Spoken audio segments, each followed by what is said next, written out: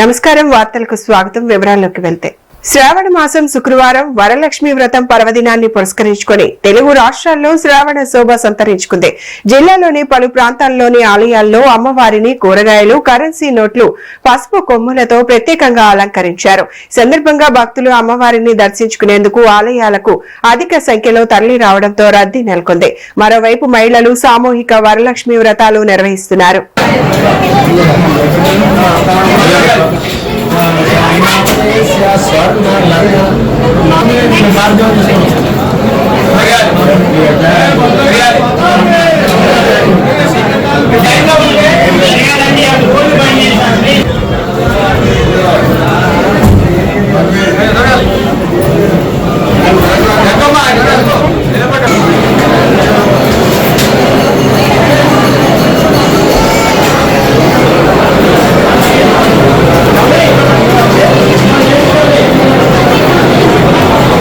గుడివాడలో చిట్టీల ముసుగులో భారీ మోసం వెలుగు చూస్తుంది.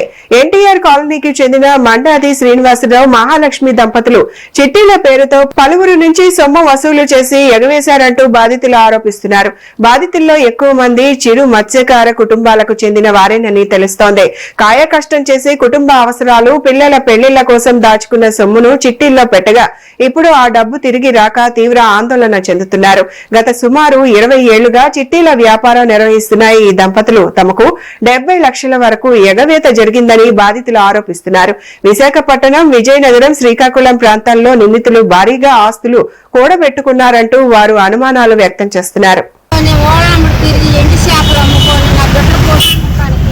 నాకు ఆధారం ఉంటుందని నాకు ఎవరు చూసిన లేక నేను జాగ్రత్త పెట్టుకొని జాగ్రత్తలు కావాల్సిన కూరలకు తీసుకొని అత్తి అని మోసం చేసి నన్ను కోరిక తీసుకొని చెప్తానని 4 రోజులు, 10 రోజులు, 20 రోజులు గడువు పెట్టి చీకులు వేసుకున్నాం. కష్టపడి నెత్తరిపోయి కాలేనిపోయి అయితే కష్టపడి చెప్పుకున్నానని నా రూపాయి ఎత్తదని ఎంతో ఆశపడ్డాను.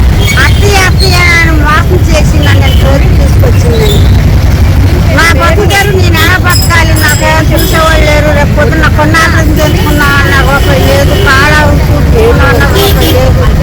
దాని మీద ఆధారపడి ఆ రూపాయి జాగ్రత్త చేసుకున్నాను. అదండి నా సంగతి, నా పద్ధతి అదండి. నాకు ₹1,00,000 ఇవ్వాలండి. ఉంటాను రామాలయం దగ్గర 6వ వార్డు.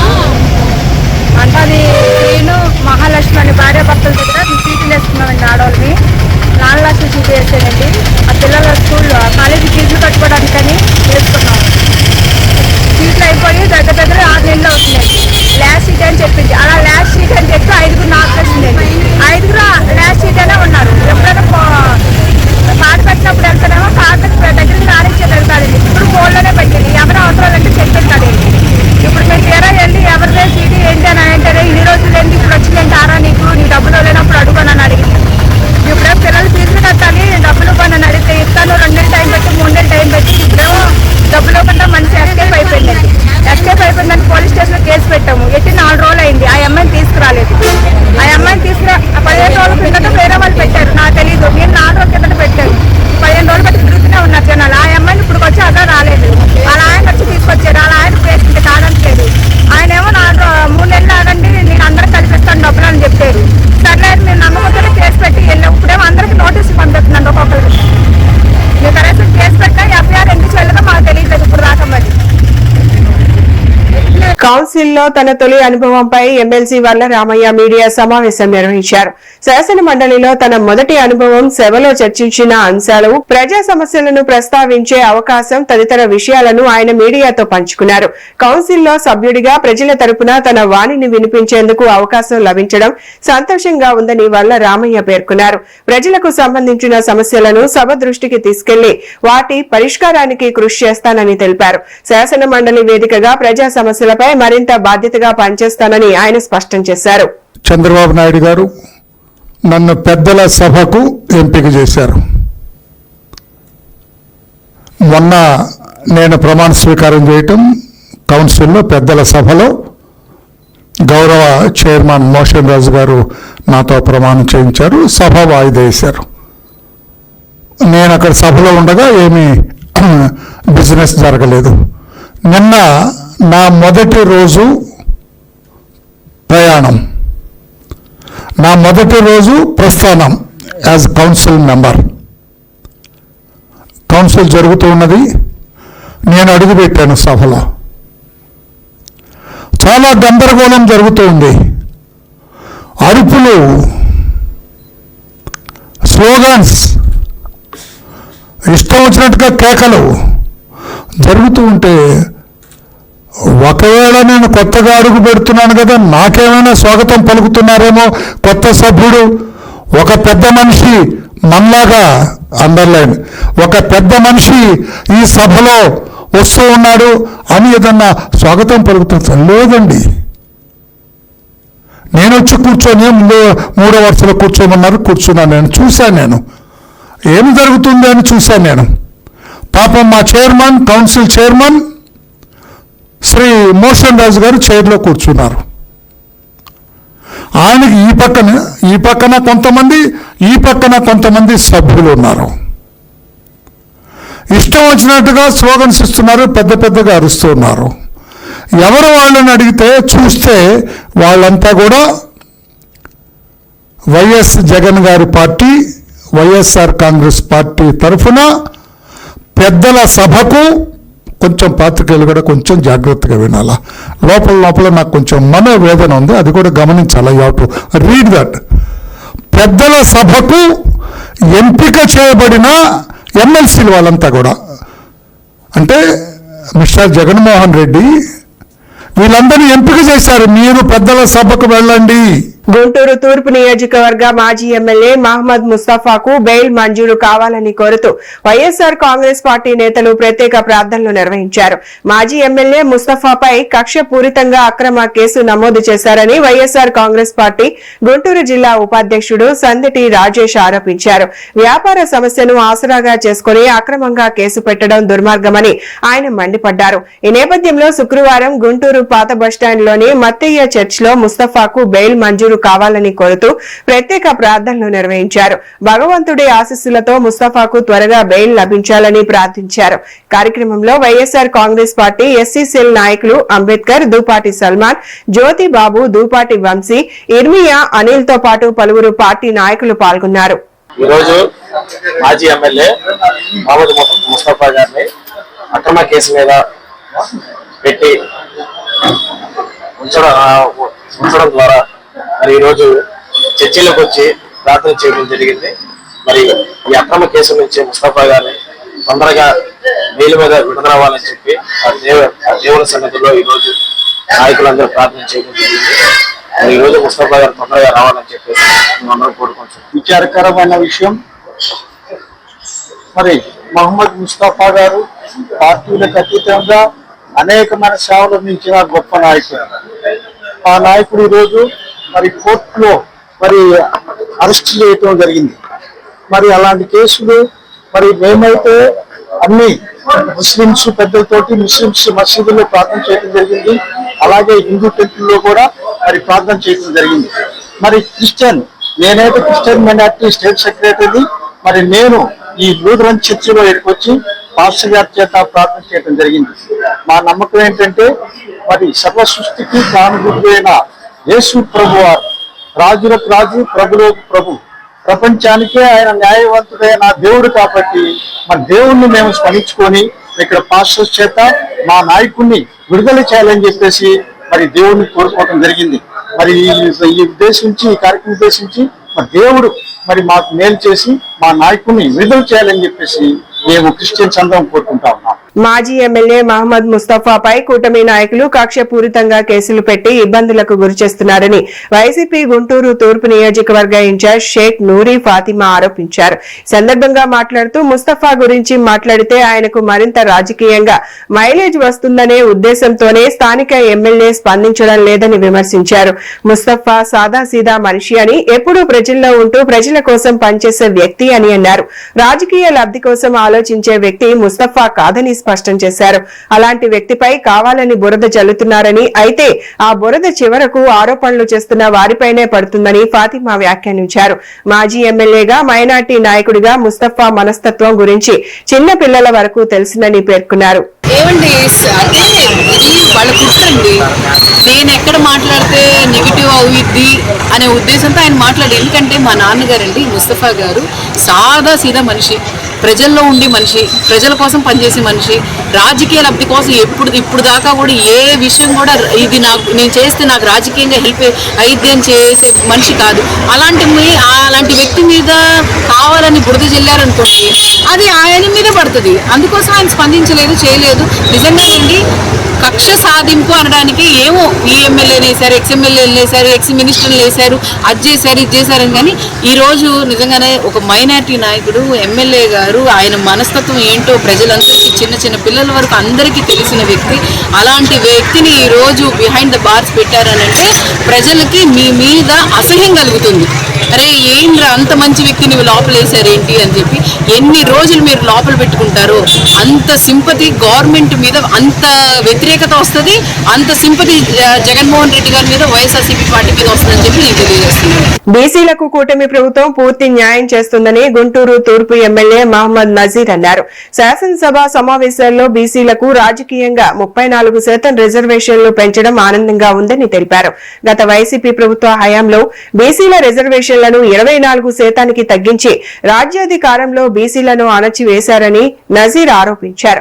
బీసీ వర్గాలపై వైఎస్ జగన్మోహన్ రెడ్డికి చిత్తశుద్ది లేకపోవడంతో తీవ్ర అన్యాయం జరిగిందని విమర్శించారు. కూటమి ప్రభుత్వం బీసీ నేతలకు స్పీకర్, ఎమ్మెల్సీ, కేంద్ర మంత్రి వంటి కీలక పదవులు ఇచ్చి రాజ్యాధికారంలో భాగస్వామ్యం కల్పించిందని పేర్కొన్నారు. గత వైసీపీ ప్రభుత్వ హయాంలో బీసీ వర్గాలకు చెందిన తోట చంద్రయ్య హత్య, అమర్నాథ్ గౌడ్ ఘటనతో పాటు బీసీలపై జరిగిన దాడులు, అక్రమ కేసులు, మహిళలపై జరిగిన దాడులను జగన్ గుర్తు చేసుకోవాలని నజీర్ వ్యాఖ్యానించారు. రాష్ట్రంలో బీసీలకు పెద్ద పీట వేసినటువంటి పార్టీ నాయకులు తెలుగుదేశం పార్టీ నాయకులు. ఈరోజు కూటమి ప్రభుత్వం ఏర్పడిన తర్వాత కూడా ముఖ్యంగా మనం ఒకసారి ఆలోచిస్తే ఆనాడు రాజ్యాధికారం కేవలం కొన్ని వర్గాలకే కాకుండా అన్ని వర్గాలకు, ముఖ్యంగా అణగారినటువంటి వర్గాలకు కూడా అందించాలనేటువంటి ఒక సదుద్దేశంతో ఆనాడు నందమూరి తారక రామారావు గారు పెట్టినటువంటి బీసీ రిజర్వేషన్ ఏదైతే ఆ రిజర్వేషన్లు కొనసాగిస్తూ ఆంధ్రప్రదేశ్ విభజన తర్వాత కూడా తెలుగుదేశం పార్టీ ప్రభుత్వం వాటిని కొనసాగిస్తే గత ప్రభుత్వంలో వైసీపీ అధికారులు ఉన్నప్పుడు ఆ ప్రభుత్వంలో ఉన్నటువంటి జగన్మోహన్ రెడ్డి గారు ఒక పక్కన బీసీల మీద అనేక రకాలుగా దమనకాండ చేసేటువంటి కార్యక్రమాలే కాకుండా వారికి రాజ్యాధికారం నుంచి కూడా దూరం చేయాలనేటువంటి ఆలోచనతో 33% ఉన్నటువంటి రిజర్వేషన్లు 24% చేయడమే కాకుండా దాదాపు పట్టణాల్లో కానివ్వండి, గ్రామాల్లో కానివ్వండి ప్రజాప్రతినిధులుగా కొనసాగేటువంటి అవకాశం ఉన్నటువంటి బీసీలను అణగదొక్కేటువంటి కార్యక్రమం చేసి దాదాపు 16,800 మంది రాజ్యాధికారం కోల్పోయేటువంటి పరిస్థితులు తెచ్చుకున్నటువంటి పరిస్థితులు. ముఖ్యంగా మరొకసారి ప్రజల ఆశీస్సులతో కూటమి ప్రభుత్వం ఏర్పడిన తర్వాత తిరిగి ఈరోజు బీసీల అభ్యున్నతికి, బీసీల అభివృద్ధి మీద అనేక కార్యక్రమాలు ఒక పక్కన చేస్తూనే రాజ్యాధికారంలో భాగస్వాములు చేసేటువంటి విధంగా ఈ ప్రభుత్వం మరొకసారి రూరల్కి సంబంధించినటువంటి స్థానిక సంస్థల్లో 34%, అలాగే పట్టణాల్లో 33% పైచిలకు కేటాయించేటువంటి పరిస్థితులు ఈరోజు మనందరం కూడా చూస్తా ఉన్నాం. గుంటూరు తూర్పు నియోజకవర్గం 12వ వార్డులో మంచినీటి సరఫరా సక్రమంగా లేదని గుంటూరు నగర వైఎస్సార్ కాంగ్రెస్ పార్టీ అధ్యక్షురాలు షేక్ నూరి ఫాతిమా మండిపడ్డారు. శుక్రవారం ఉదయం 9 గంటల సమయంలో ఆ ప్రాంతంలో వైఎస్సార్ కాంగ్రెస్ పార్టీ నాయకులతో కలిసి నూరి ఫాతిమా పర్యటించారు. అంతకు ముందు బీఆర్ స్టేడియం వద్ద వాటర్ ట్యాంక్ ను పరిశీలించారు. ఈ సందర్భంగా మీడియాతో నూరి ఫాతిమా మాట్లాడుతూ ప్రజలకు మౌలిక వసతులు కల్పించడంలో స్థానిక ఎమ్మెల్యే, నగరపాలక సంస్థ అధికారులు విఫలమవుతున్నారని ఆరోపించారు. హెచ్చరించారు. తాగేందుకు మంచినీళ్లు కూడా ఇవ్వలేని దుస్థితిలో పరిపాలన కొనసాగుతుందన్నారు. తక్షణమే 12వ వార్డులో మౌలిక వసతులు కల్పించాలని డిమాండ్ చేశారు. లేని పక్షంలో ఈ అంశంపై పెద్ద ఎత్తున పోరాటానికి సిద్ధమవుతామని హెచ్చరించారు.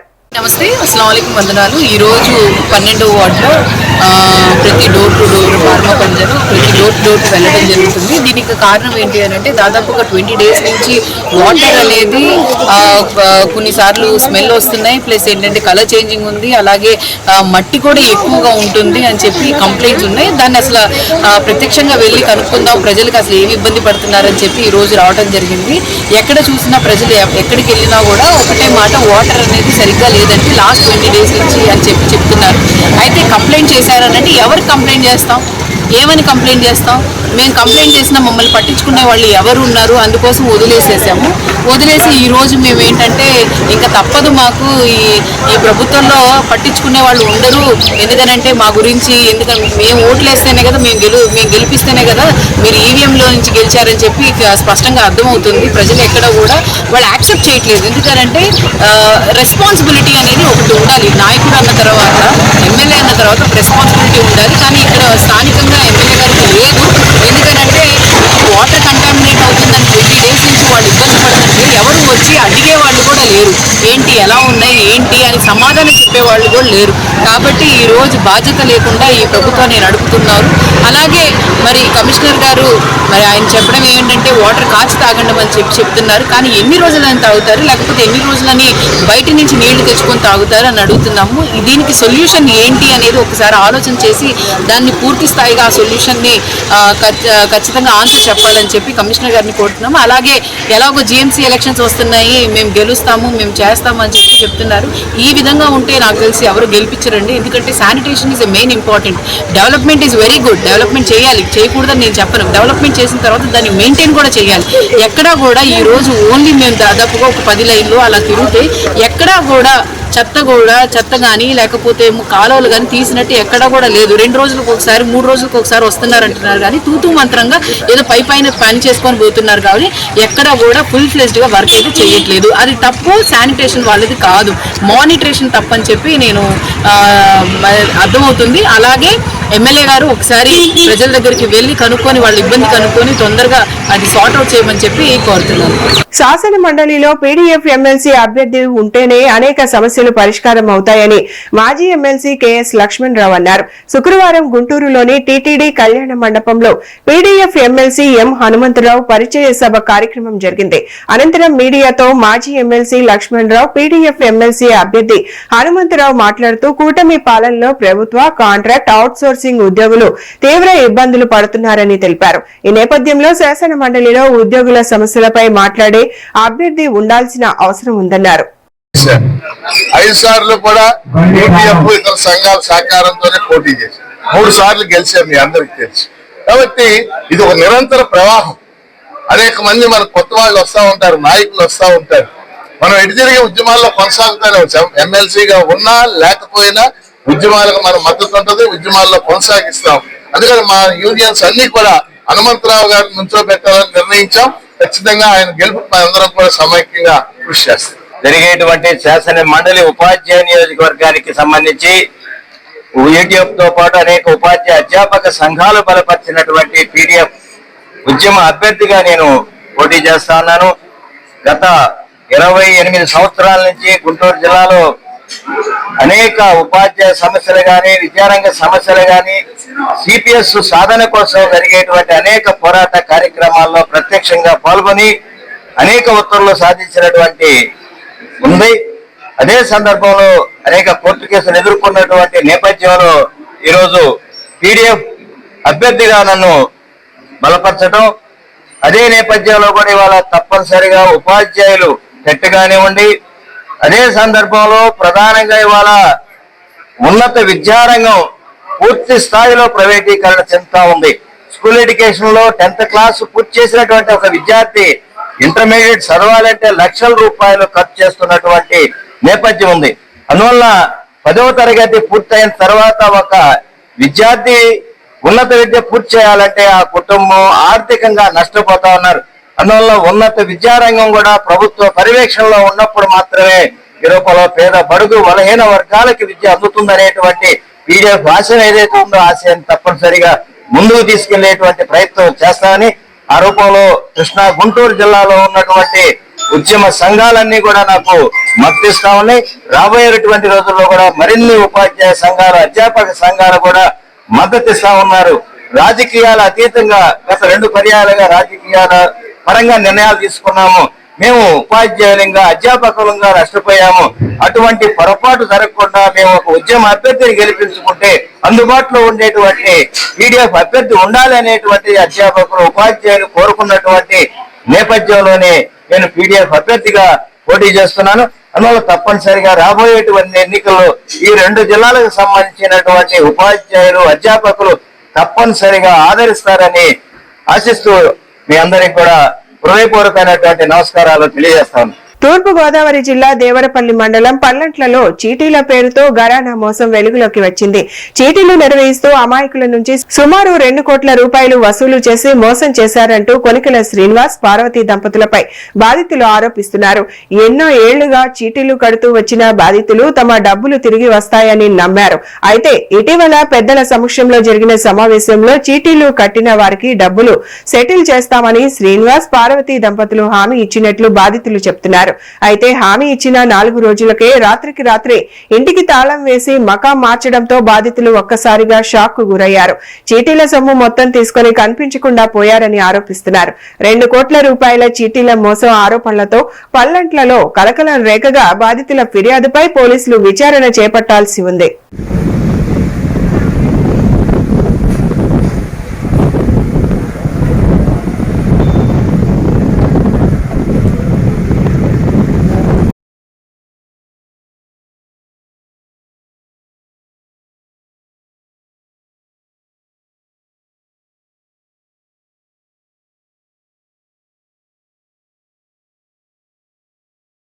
అమలాపురంలో యువతలో క్రీడా స్ఫూర్తిని పెంపొందించడంతో పాటు ప్రతిభావంతులైన యువ క్రీడాకారులను ప్రోత్సహించే లక్ష్యంతో Modi premier league cricket tournament నిర్వహణకు ఏర్పాట్లు జరుగుతున్నాయి. ఈ నెల 22వ తేదీ నుంచి నల్ల చారిటబుల్ ట్రస్ట్ ఆధ్వర్యంలో ట్రస్ట్ చైర్మన్, బీజేపీ రాష్ట్ర అధికార ప్రతినిధి నల్ల పవన్ కుమార్ పర్యవేక్షణలో ఈ క్రికెట్ టోర్నమెంట్ జరగనుంది. సందర్భంగా టోర్నమెంట్ కు సంబంధించిన బ్రోచర్ ను అమలాపురం పార్లమెంట్ సభ్యుడు గంటి హరీష్ మాథూర్, బీజేపీ జిల్లా అధ్యక్షుడు అడబాల సత్యనారాయణ చేతుల మీదుగా ఆవిష్కరించారు. సందర్భంగా నల్ల పవన్ కుమార్ మాట్లాడుతూ యువ క్రీడాకారులు టోర్నమెంట్ లో ఉత్సాహంగా పాల్గొని తమ ప్రతిభను చాటుకోవాలని ఆకాంక్షించారు. యువతను క్రీడల వైపు ప్రోత్సహించడం ద్వారా ఆరోగ్యకరమైన సమాజ నిర్మాణానికి బాటలు వేయవచ్చునన్నారు. Narendra Modi premier league, Modi cup పేరుతో నరేంద్ర మోడీ గారి ప్రీమియర్ లీగ్ అని క్రికెట్ టోర్నమెంట్ ని ఈ నెల 22వ తారీఖు నుంచి బాలయోగి స్టేడియంలో ప్రారంభిస్తాం. సుమారు 10 రోజుల పాటు ఈ టోర్నమెంట్ జరుగుతుంది. మొదటి ప్రైజ్ గా 50,000 రూపాయలు, రెండో ప్రైజ్ గా 25,000 రూపాయలు ఇస్తాం. ప్రతి రోజు కూడా మ్యాన్ ఆఫ్ ద మ్యాచ్ ఉంటది. ప్రతి జట్టుని కూడా అభినందించడం జరుగుతుంది. ఇప్పటికే సుమారు 15-16 టీంలు రిజిస్టర్ అయినాయి. ఇంకా ఎవరైనా కోనసీమ వ్యాప్తంగా జిల్లాలో ఎవరైనా క్రికెట్ క్రీడాకారులు వారి యొక్క జట్టుని నమోదు చేసుకోవాలంటే సంప్రదించవలసిన నెంబర్ లో తారాబత్తుల పని, అతని నెంబరు 9652667777, సత్య ఫణికుమార్ 7468881399 వారిని సంప్రదించాలి. ఈ రోజే మన గౌరవ పార్లమెంట్ సభ్యులు గంటి హరీష్ మాథూర్ గారితో లోగోను ఆవిష్కరించడం జరిగింది. ఎల్లుండికి అనేక జట్లు రిజిస్ట్రేషన్ చేసుకుంటాయని చెప్పి ఆశిస్తున్నాం. ఈ టోర్నమెంట్ ని మోడీ ప్రీమియర్ లీగ్ పేరుతో దీన్ని నిర్వహిస్తున్నాం. నల్లా చారిటబుల్ ట్రస్ట్ సౌజన్యంతో ఈ యొక్క క్రికెట్ టోర్నమెంట్ ని నిర్వహిస్తున్నాం అని చెప్పి తెలియజేయడానికి చాలా సంతోషంగా మీ అందరికీ కూడా షేర్ చేసుకుంటున్నాం. 10 ఓవర్స్ ప్రతి జట్టు కూడా 10 ఓవర్స్ ఉంటాయి. రోజుకి 6 నుంచి 8 మ్యాచ్ల వరకు జరుగుతాయి. సుమారు 10 రోజుల పాటు ఇది జరుగుతుంటాయి. ప్రైజ్ మనీ మొదటి చెప్పేసానండి, మొదటి ప్రైజ్ 50,000, రెండో ప్రైజ్ 40,000 చెప్పాను. వరలక్ష్మి వ్రతం పర్వదినం సందర్భంగా శ్రీ భద్రకాళి అమ్మవారి ఆలయం భక్తజన సందోహంతో కలకలలాడింది. తెల్లవారుజామునే ఆలయానికి చేరుకున్న భక్తులు అమ్మవారిని దర్శించుకుని ప్రత్యేక పూజలు నిర్వహించారు. ఈ పవిత్రమైన రోజున అమ్మవారిని విశేషంగా అలంకరించగా ఆ దివ్య రూపాన్ని చూసేందుకు భక్తులు పెద్ద సంఖ్యలో తరలివచ్చారు. వరలక్ష్మి వ్రతాన్ని పురస్కరించుకుని ఆలయంలో ప్రత్యేక పూజా కార్యక్రమాలు నిర్వహించారు. కుటుంబ సౌభాగ్యం, ఆయుర ఆరోగ్యాలు, సిరి సంపదలు కలగాలని భక్తులు అమ్మవారిని ప్రార్థించారు. మహిళలు ప్రత్యేకంగా వరలక్ష్మి వ్రతాన్ని ఆచరించి అమ్మవారికి పూజలు సమర్పించారు. అమ్మవారి దర్శనం అనంతరం భక్తులు తమ మొక్కులు చెల్లించుకున్నారు. భక్తుల రద్దీ దృష్ట్యా ఆలయ అధికారులు ప్రత్యేక ఏర్పాట్లు చేశారు. ప్రశాంతమైన ఆధ్యాత్మిక వాతావరణంలో సాగిన ఈ కార్యక్రమంలో భక్తులు అమ్మవారి కృపా కటాక్షాలు తమపై ఎల్లప్పుడూ ఉండాలని ప్రార్థించారు.